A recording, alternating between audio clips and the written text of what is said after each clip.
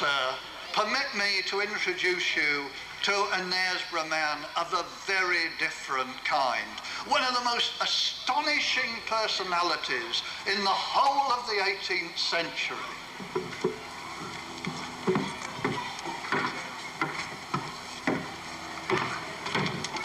What an honour to meet you, sir. A man who so wonderfully triumphed over adversity. Everybody has heard of Blind Jack of Knaresborough. Aye, lad. Blind Jack of Knaresborough. That's what folk call me. Though it's really John Metcalfe. I was born in Knaresborough, all right. Down yonder, near Parish Church. 15th of August, 1717. You did such remarkable things during your long life, Mr. Metcalfe, that I really must ask you this. Is it really true that you were completely blind? Aye, lad. Blind as a stone. Ever since I was 6-year-old, I caught smallpox, and it took sight of both of my eyes. And yet you've accomplished far more than many a sighted man. Ah, well, the seas, I wouldn't let it beat me. I mean, inside of 2 years, I could fin my way around Knaresborough, all by myself. Aye, and I used to lake with lads. I could do what they could do. Tree climbing, bird nesting, pinching apples, swimming at River Ned. Aye, and riding horses. I even used to hunt to Mr. Woodburn's pack of hounds. Then, of course, you started to earn your living as a musician. Aye, violin mostly. Yes. When I was 15, to be 15, I was appointed to fiddler to some taverns in Harrogate to play music for dancing for ladies and gentlemen as was attending spa.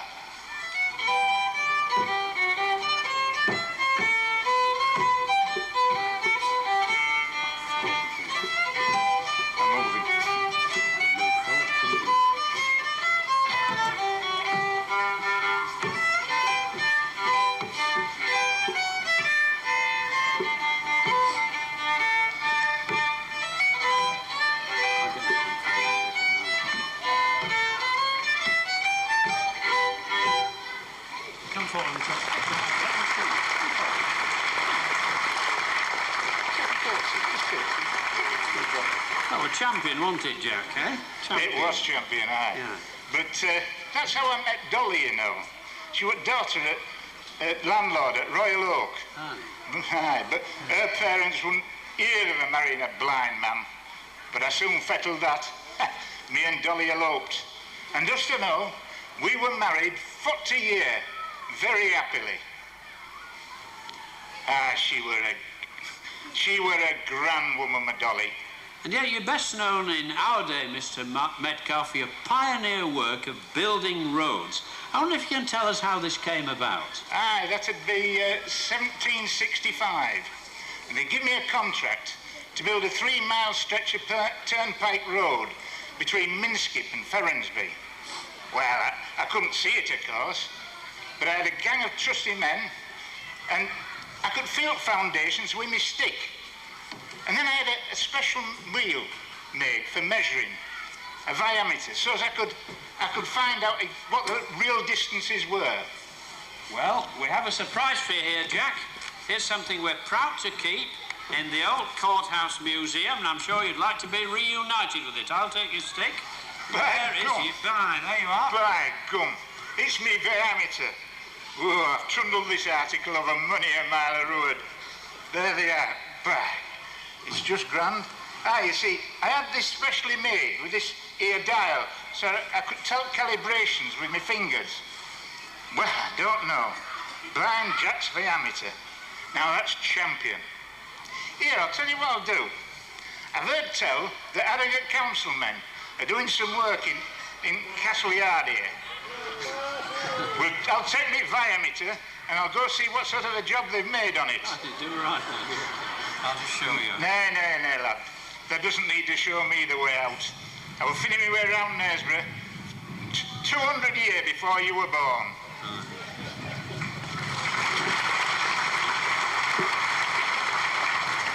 Well, there goes Blind Jack of Knaresborough, who died in his 93rd year at his daughter's home in Spofford.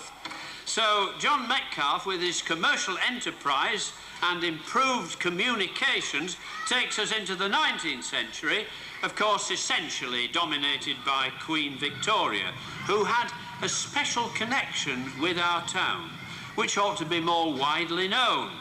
It concerns a local product for which Knaresborough was once world famous, linen. And here is a lady who knows all about it. Would you please tell us your name, madam? My name is Harriet Wilson, and I'm a weft winder working down by the riverside at Walton's Castle Mill. We make the finest linen here in Knaresborough, sir. So good that in 1838, the year after Queen Victoria came to the throne, we were appointed royal linen manufacturers to Her Majesty. And we still supply all the royal palaces with towels and sheets. The Queen would also have been very pleased to note that at the Great Exhibition in 1851, a seamless linen shirt woven by George Henshaw won the Prince Albert Medal. 1851, that was a notable year. That was the year they managed to rebuild the collapsed viaduct, wasn't it? Oh, yes. All the work people at the mill were fearing for their lives when the first viaduct fell down. It were about noon on the 11th of March, 1848, when there was this thunderous roar and the whole lot fell in the river.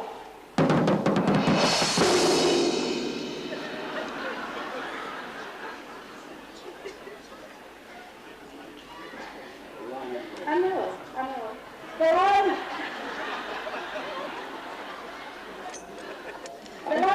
Enjoying the sound of the collapsed viaduct, it's more effective than Thornsby fireworks, I'm glad to say.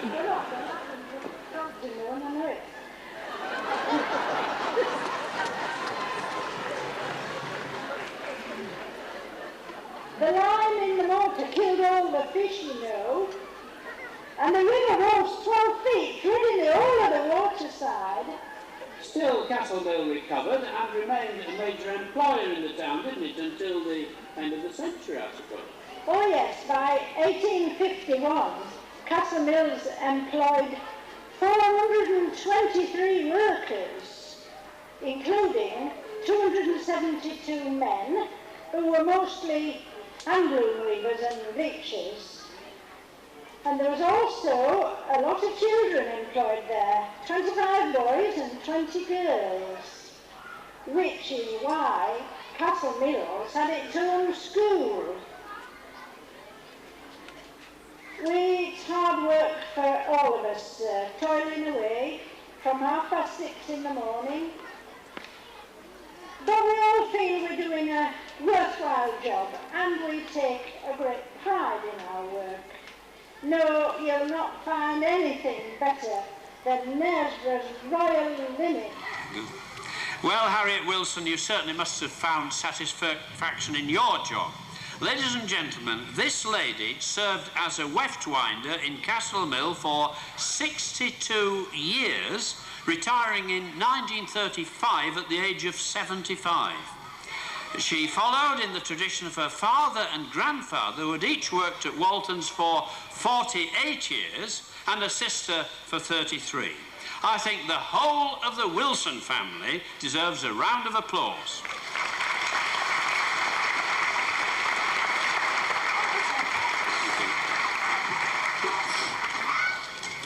As well as the school run by the mill, which of course was down there on the river, just over there, the Church of England National School, or Castle Boys' School, opened in 1814, and that one there, Castle Girls' School nearby, 1837. And of course the Victorian period saw a lot of building, and Knaresborough running its own affairs, with the forerunner of the Town Council, the Improvement Commissioners, set up by Act of Parliament in 1823, clearing and paving the insanitary streets, installing gas lighting, improving the water supply and so forth, with Knaresborough's own fire brigade, all volunteers. And in the procession later you'll see some of the old Victorian wonderful brass helmets that a couple of the firemen will be wearing. Then all kinds of substantial buildings. 1815, the first Methodist chapel off Gracious Street. Also in 1815, the founding of the Knaresborough Cricket Club, one of the oldest in Yorkshire. 1831, St Mary's Catholic Church. 1856, Holy Trinity Parish Church with its landmark spire of 166 feet. 1862, the Town Hall in the Marketplace, complete with balcony from which electioneering speeches were made in the days when Knaresborough, Mr Willis, returned its own 2 members of Parliament. And we were disfranchised, I think it was in 1885, because of the population wasn't quite big enough to merit them peages, because that's when we lost them. Well, we recovered them in Mr Willis here, MP for Harrogate and Knaresborough, new constituency. And in 1865 there was the building of the Congregational Chapel, and a few years earlier, this is rather interesting, a lot of people don't know about this, in 1850, this congregation, the Congregationists over there, received a surprise visit from a very unusual person. How about this chap to add a little bit more colour to our history?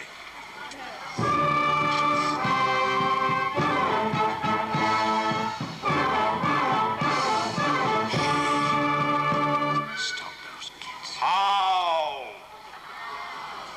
My name is Kage Gagabao.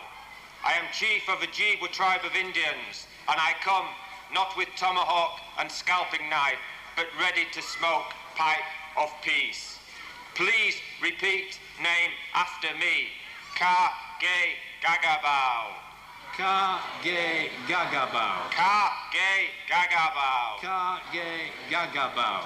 Very good, but simpler to use English version of my name. Which is? George Copway. Well, I tell you my story. I was born in a Ojibwe tribe in province of Ontario, Canada. At age of 12, I was converted by Methodist missionaries.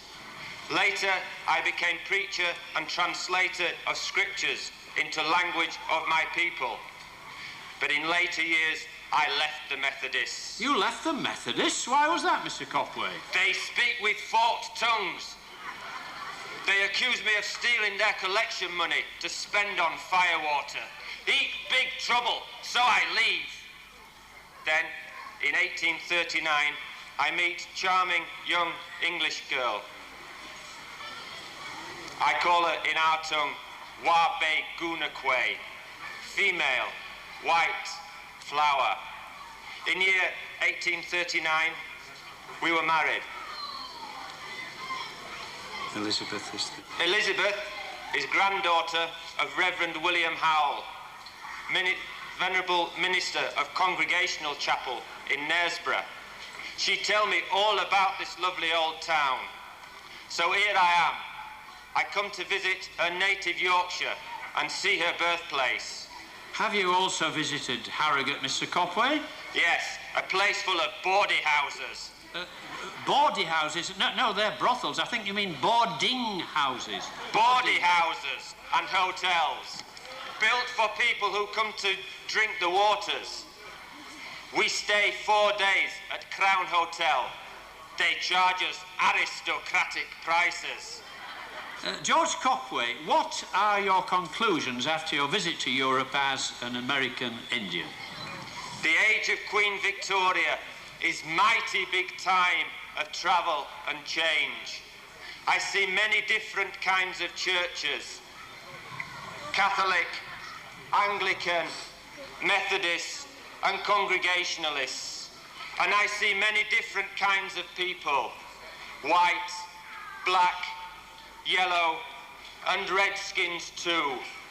But we are all one in Jesus Christ, who died to save mankind. And we Christians are brothers and sisters the world over. Friends, I bid you peace.